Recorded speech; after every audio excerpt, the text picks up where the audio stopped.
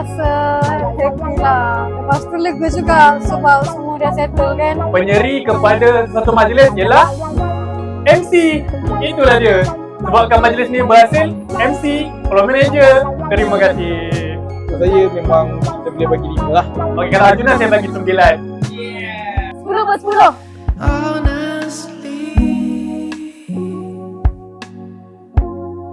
I kinda miss how we used to be. Bagi saya memang teratur lah. Kita kena terima kasih banyak kepada FM Syarul yang memang banyak bantu kita orang daripada bukan kata A, daripada 1, 2, 3, 4, 5, 6, 7, 8, 9, 10 ABC sampai Z. Memang Syarul banyak tolong lah. Pada mulanya saya rasa macam Arjuna ni, Deka 1 ni sangatlah memudahkan. Sangatlah memudahkan.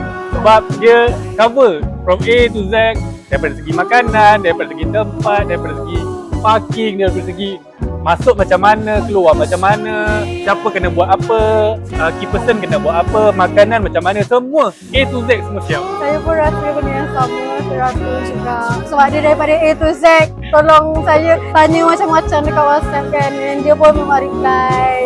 So semua okey, flow dia okey, tak ada orang macam kacau sangat. Sebenarnya senang je. Tak ada masalah apa-apa. Kalau ada permintaan apa-apa pun, floor manager akan cuba buatkan. So, ni dia yang siapkan. Rambut ni floor manager yang buatkan.